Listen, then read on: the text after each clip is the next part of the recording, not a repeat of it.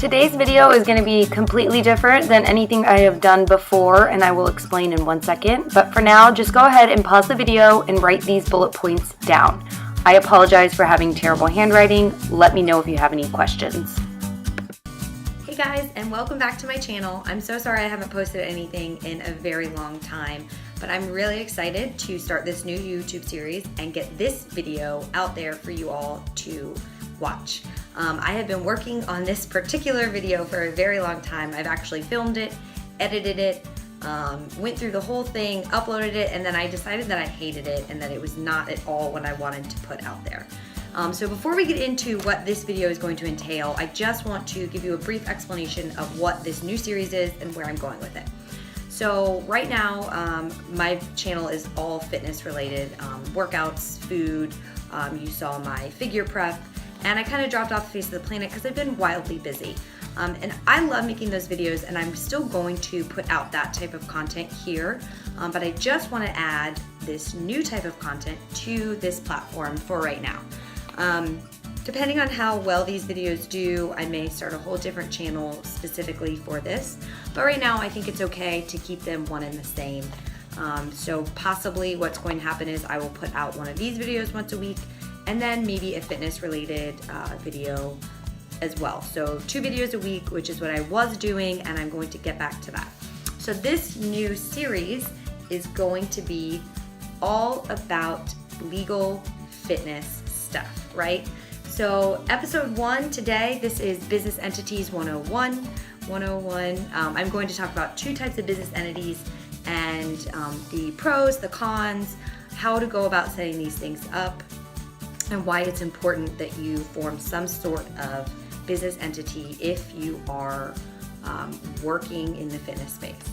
So my goal with this series is to help fitness entrepreneurs set up their businesses, protect their brands, and grow to become, the mass successes that I know you guys out there all can be. So episode 1, business entities. As you saw in the very beginning, I wrote 2 different types of business entities down. So that's what we are going to be discussing today. I have some notes here because I want to make sure that I stay on track and that I don't speak out of turn or say something incorrectly. So I apologize if I spend a lot of time reading from this paper, but I promise you it's going to help you in the long run if I give you the right information. So first things first, I will be saying this in the beginning of every single video. This is my general disclaimer that these videos are just informational. They are not legal advice.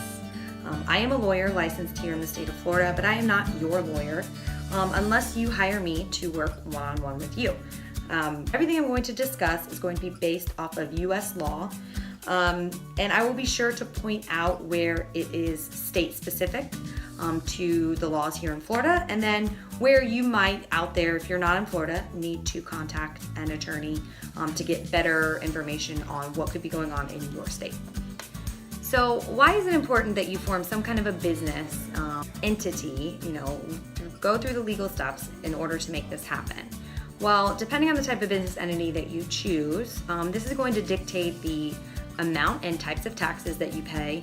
It's going to control how the business is operated, both internally and externally. And it also will create some personal protection for you, which is really important. The first type of business entity that we're going to discuss is called a sole proprietorship. So a sole proprietorship is the simplest form of business. In fact, it requires absolutely no filing on your part.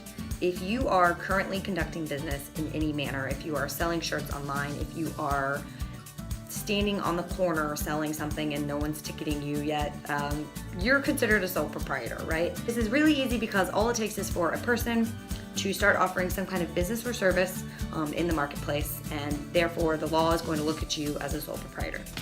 The cons of this are extensive, but I will keep it short. Sole proprietorships are definitely disfavored. The owner and the business are treated as one in the same, which I guess can be good for some things, but very bad for other things. The owner of the business personally, so you personally, are going to take on all the responsibilities of the business. You're going to take on all the debts. You're going to take on all the risks of the enterprise without any sort of protection. that other business entities would afford you. So if your business goes into a ton of debt and now all of a sudden the bank's coming after you, credit services are coming after you, they're not coming after just your business. They are coming after you personally. If somebody sues the business because of your product or the service that you offered, they're coming after you personally, not just the assets that this business has been able to produce. So if you have a car, if you have a house, those are all things that can be attacked, and that's not good.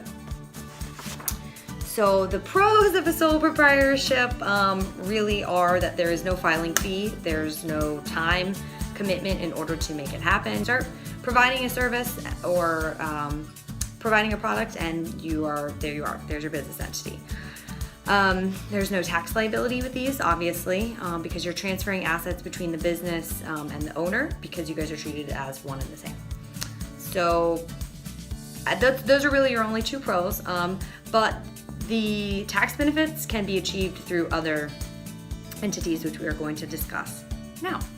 So the limited liability company, that is an LLC, and I'm sure you've heard of it, and everybody you know has talked to you about forming an LLC. An LLC is going to be the most popular amongst young entrepreneurs or budding entrepreneurs for a multitude of reasons. Most states, I think all states currently, allow for single owner LLCs, which is great. So if you don't have any business partners and it's just you working out of your basement right now, you can form this LLC. There are no other requirements. The technical definition of a limited liability company, it's a business entity consisting of one or more members who own the LLC. Generally, if all of the LLC formalities, which we'll discuss some of, are followed, each of the members of the LLC are shielded from personal liability. So that's the important part. You're shielded from personal liability for the debts and obligations of your company. So the LLC is formed by filing the articles of organization, which we will discuss here in a second, with the Secretary of your state. And then the internal workings of the LLC and the relationship between the members of the LLC, so if you have more than one person working with you, are going to be controlled by the operating agreement. The operating agreement is not necessarily required in order for your LLC to be formed, but it is highly, highly recommended, and we will also discuss that here in 1 second. So what are the pros of an LLC? Well, I basically just told you most of them. It is relatively inexpensive to form. This is obviously going to vary based on the state that you're in, but I know here in Florida it is really pretty cheap. Each member of your LLC is free of any personal liability. So if your company owes a bunch of money to a creditor, you don't have to come up with that money personally. It is not your problem. It is your company's problem, which I guess is kind of your problem, but not legally.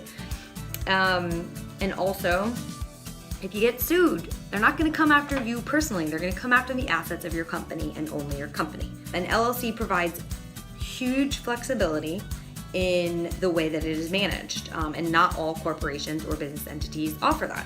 So an LLC can be managed basically however you decide in your operating agreement.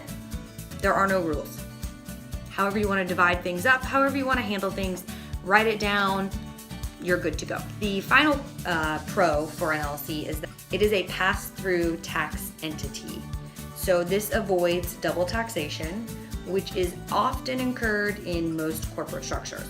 So what does that even mean? Pass-through taxes, you're 27 and making t-shirts in your basement and you don't really know anything about taxes. So basically the tax implications on an LLC are different from corporations. They are better in my opinion, because this basically means that your LLC does not pay separate taxes, right?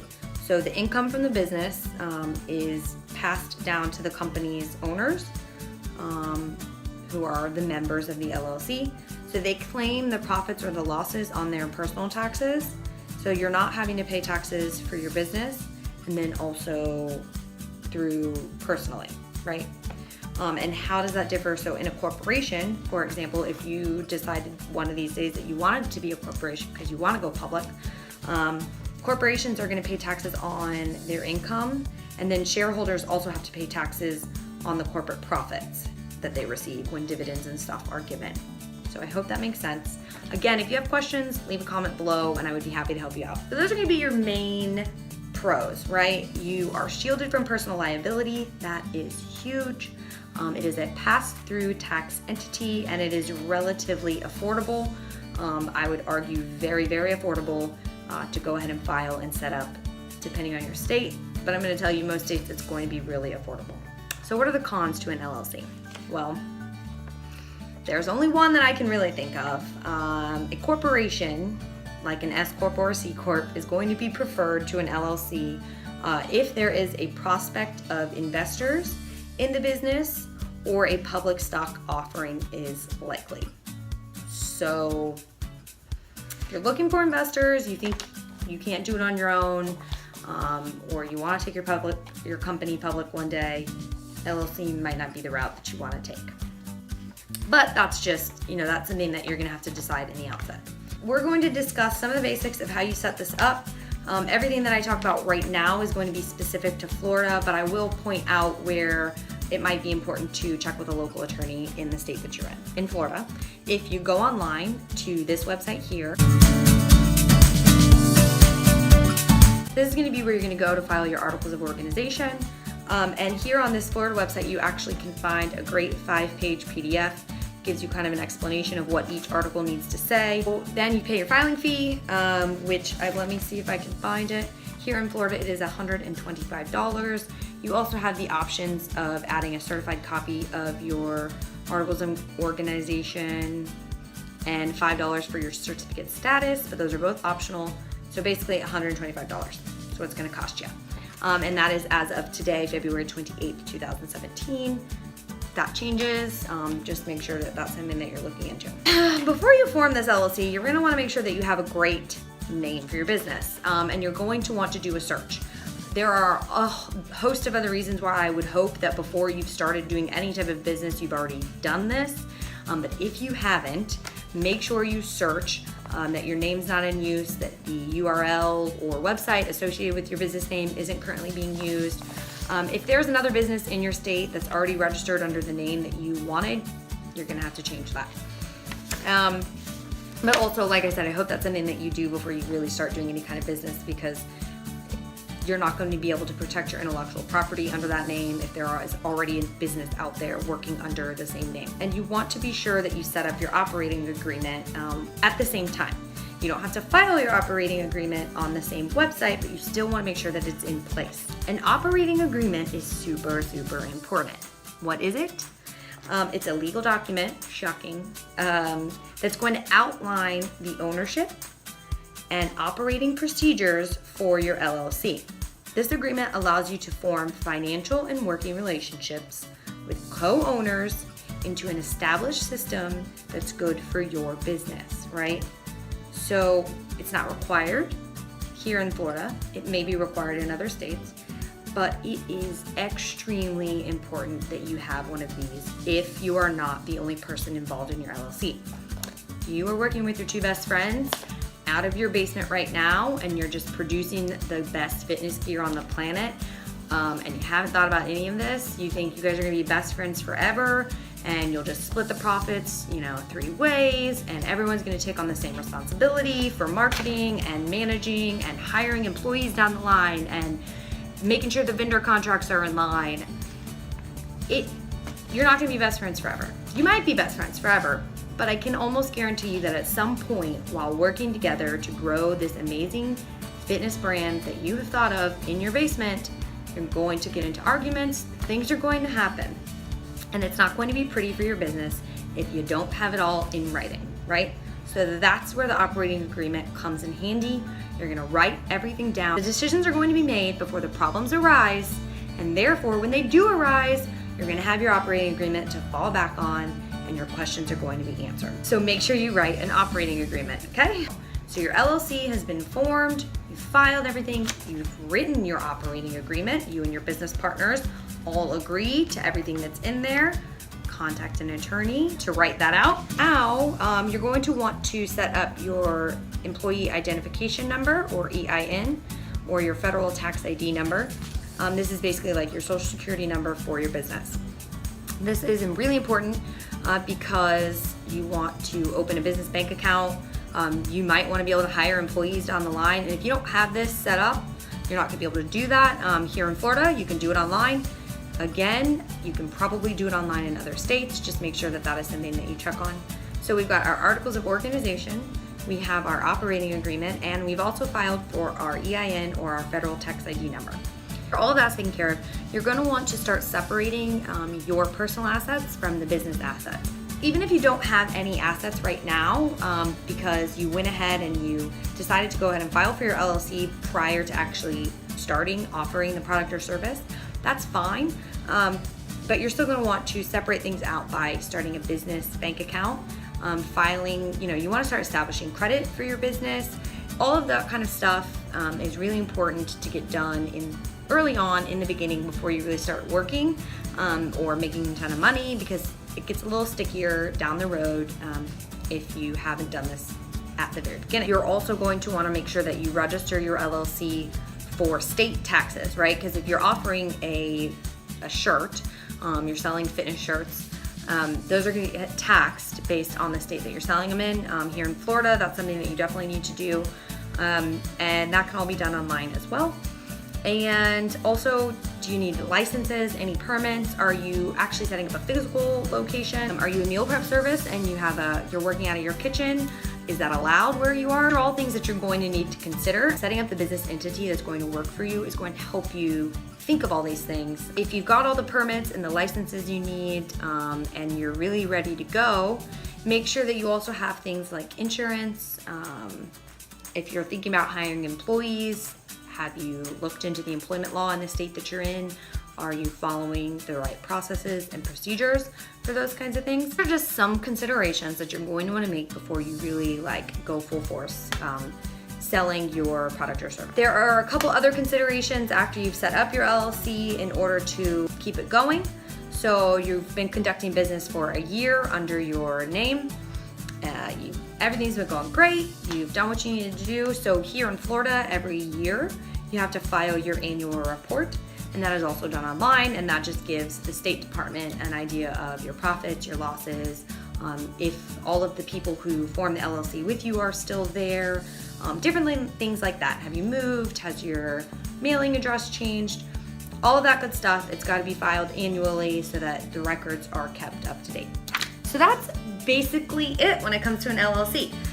So I love LLCs. I think they're easy. I think they're great for budding entrepreneurs. Like I said, if you're not, a corporation is a much more complex business entity, and it's going to be preferred if you have a bunch of investors and you want to offer stock options at some point down the line. But I think for a lot of fitness entrepreneurs, I don't necessarily see that as something that's going to work well with your business. So I really hope that some of you were able to find this video helpful. If you're working hard to build the brand of your dreams here in the fitness space, whether that's through personal training or, like I said, clothing or a food prep service or even a gym, it's really, really, really, really, really, really important that you protect yourself and you protect that brand, because it can all be taken away from you in an instant if you're not protected in the proper way. Forming some type of business entity is going to really help you in the long run. So if you have any questions, please comment below. And like I said, if you want to send me an email, my email address is going to be in the box below, so feel free to shoot me an email. It can be about this video, it can be about any other legal topic that you have. If you're in the state of Florida and you're interested in working with me, again, please shoot me an email and I would be happy to chat with you guys. So I hope that you enjoyed it. Thank you so much for watching. And don't forget, next week I will have another legal fitness episode up. And this one will probably be about sponsorship agreements. So if you're a sponsored athlete and you're interested in knowing what all that contract jargon is that you signed your life away to and you have no idea what it means, check back with my channel. Go ahead and hit the subscribe button so that you get notified when that one comes out. And I will see you guys in the next video. Have a great day. Stay happy, healthy, and fit.